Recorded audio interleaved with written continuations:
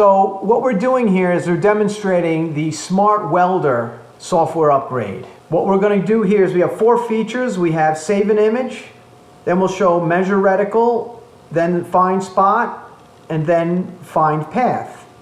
All these features will be accessible in M codes, and we will demonstrate that along the way. So first, let's talk about save image. If you click save image, it automatically saves it to the hard drive. So now we should have a picture of this reticle. We click OK, and now we can quickly take a look under the executable directory, the subdirectory called images.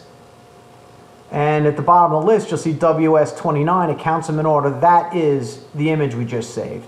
So this is great for support, laser R&D. We can save these images, any images of challenge. We can evaluate them offline. So next, let's move to measure reticle. The objective here is to coordinate the number of pixels per thou, or thousandths of an inch. And it's important to know the size of the reticle. What we're looking at on the screen, this is a glass reticle, not ideal. You'll see a little shadow around the red black circle. But the software is smart enough to find the edge of that circle. If we go up, we'll happen to see it's a 0.6 millimeter diameter. So to calibrate, we're going to have to do an alt click on the button, and we'll see the feature options. There, you'll see it's currently set for 1.5 millimeters. We'll have to change that to 0.6 millimeters. And then now we can take a picture of it by clicking measure reticle.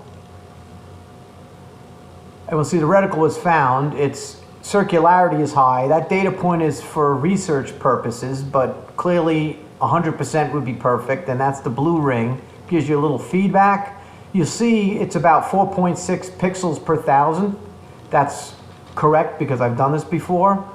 So if we say OK, we're going to update the registry and everything with that number. And that's how we calibrate. This is probably a once per month effort. Now, just for argument purposes, we can shuttle to the left and find another reticle. The bigger the reticle, the better. This reticle happens to be 1.5 millimeters. So in order to use this reticle, we will again go in to the reticle and change the diameter to 1.500. And okay. And now we can take a picture and it'll calibrate accordingly. Reticle is found. Again, great circularity, 4.6 pixels per thousand. Any further decimal places is so small, it's really negligible. So we hit OK, and that's how you calibrate with a reticle. What's important here is we can use a multitude of different reticles. Next, we can move on to find spot.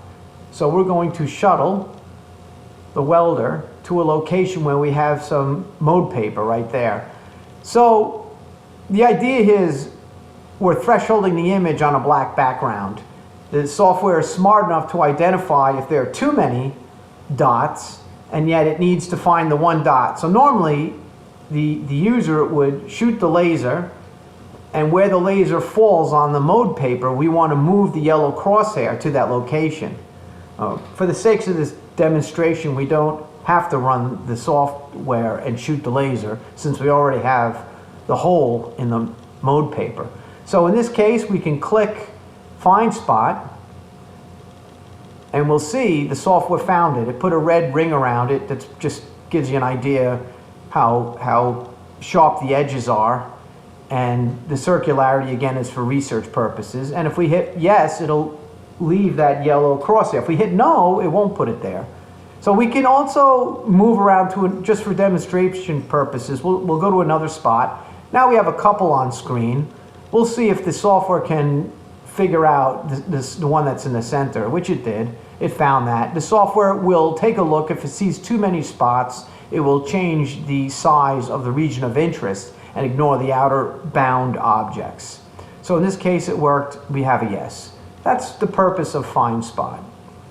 Last and most important, we have find path. So we can shuttle over to where we can demonstrate where there is a tube mounted in the rotary and there is a coil tack welded on the other end, which is a very demanding to image processing because of the straight but angles on the side where the coil is. All right, what we're doing now is demonstrating fine path. This employs the smart welder at its best. We're going to use an image processing algorithm, which is really an assortment of 7 different searches. The highest priority search is vertical part, and that's what applies here. We're interested in welding 2 tubes together. The sample workpiece we have on screen on the left is a standard tube, and on the right is a coil, which is very challenging. It has these diagonal lines, which one could find confusing to the search algorithm.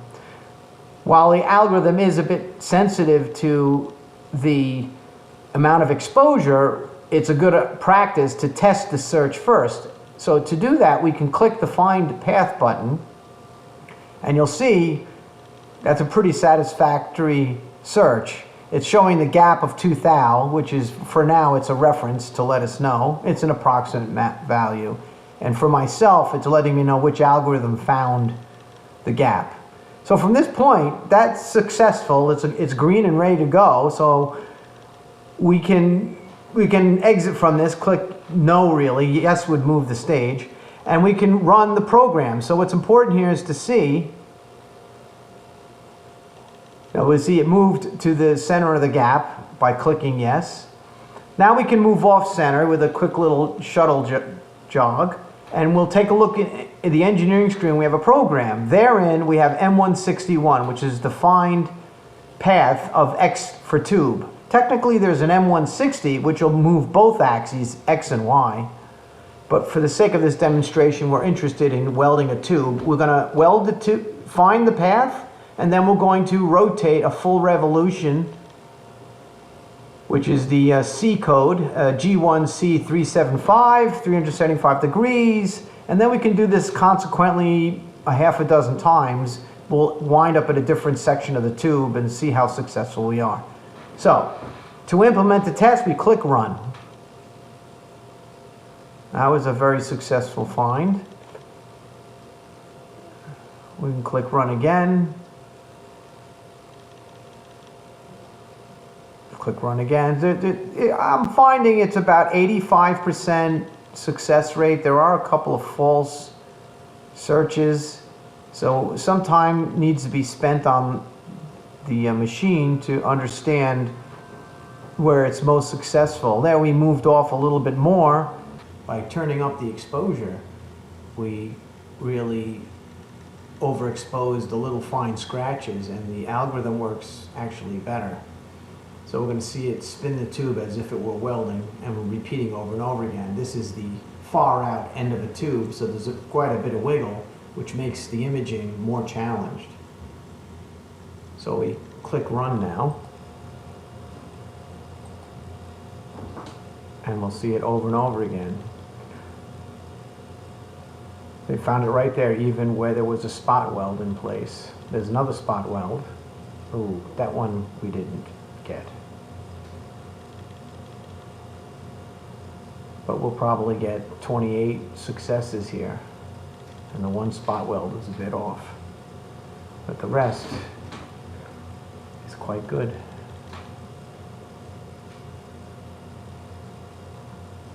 Still successfully finding the gap.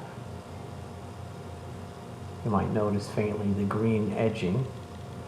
It is measuring the width, probably on the order of a few thousandths.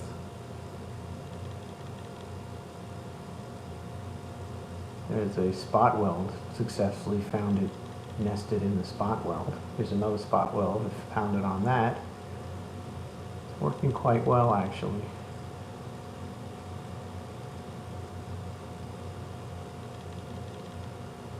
There's about 30 attempts, and we saw one failure, so shall we finish the program, we would have 29 successes, each of which is a different starting point. moving along here, lots of successes. That was another spot weld. It's interesting how the slightly overexposed tube works very well for the search algorithm. Again, because it's determined to be an X motion only, we're using M161. There's another spot weld, we found it. There's another spot weld, and we found the gap. And there's another spot weld for which we found the gap. So again, this is a loop of 30 attempts. We had one failure so far. And that's it.